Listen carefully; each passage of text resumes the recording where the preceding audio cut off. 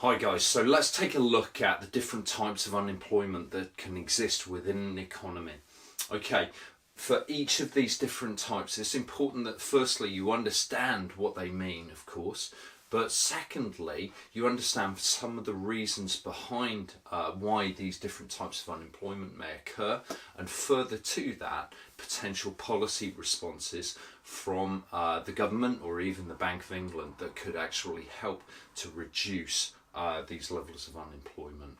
Okay, let's have a look at each of these in turn. Firstly, structural. Now, this is a really nice, straightforward one to understand because it's simply about a changing structure of the economy.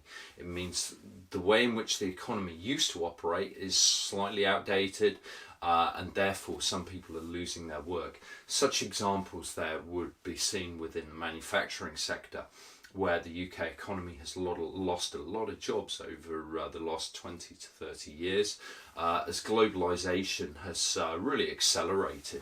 Further to that, this has also had an impact on some service sector jobs as well. So for instance, if you consider customer helplines and that telecoms service-based industry, there's been a lot of outsourcing where India in particular has offered customer service and customer support lines as an outsourced service. So what do you need to do to actually remedy this? Well, we'll look at each of these in detail later on, but certainly you need to address any issues regarding mismatches of skills that may exist. You also need to consider whether the labourers are actually mobile, whether they can actually find work within their geographical region and easily transport themselves there. Okay, next one, cyclical or demand deficient. Again, it's a nice straightforward one to understand really. If you just remember the cyclical element and the cyclical nature of the business cycle, then you'll understand really that this is likely to exist as a result of a lack of aggregate demand, a lack of total demand in the economy. So it occurs due to an adverse change in the business cycle. So during a recession, that is 2 quarters of negative GDP growth, so that's 6 months of negative GDP growth. Of course, unemployment will begin to rise, probably quite quickly. Okay, so you'll notice that cyclical unemployment taking hold there. Okay, next up, frictional or search-based unemployment. Okay, so frictional unemployment really is about just being between jobs. So you may well be moving between different localities. You may have been made redundant from one post and have just found another post which starts in 2 months' time, say, for instance.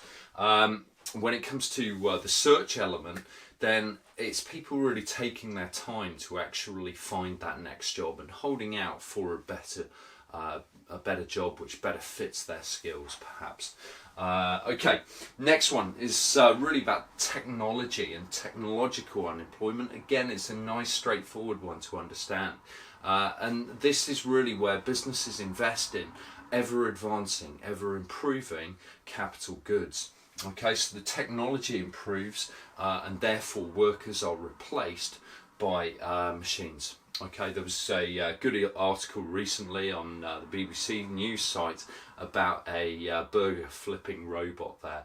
So automation and artificial intelligence are certainly cited as potential examples. Okay, next one, real wage. So this occurs when real wages are too high, and that actually encourages more people to actually want to participate in the labour market. So it means that more workers would actually like to find work at that given level, but unfortunately the real wage is too high. This could be perhaps as a result of too high a living wage, or it could be because trade unions in a particular industry really bargain up the actual wage levels. If they do that, then as a direct consequence, you may see an increase in unemployment. Okay, final one that I've put down here, but of course there are more that you may well have a look at, and that is voluntary unemployment. This is an interesting one here really. And really, to address this, you've got to think about changing incentives around to ensure that people actually are rewarded for the work they undertake. So where some people are unwilling to work at the given real wage. So how can you incentivise those groups? Examples of the ways in which that's done. Tax, when it comes to income tax that's actually placed on earnings, there's a threshold which just is above £11,000, I believe. So until such an income level, until you reach such an income level, you will not actually pay any income tax.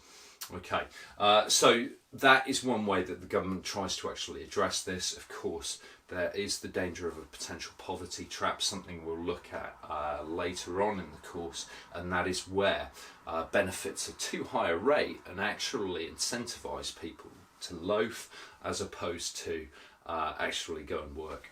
Okay, but that's it for today.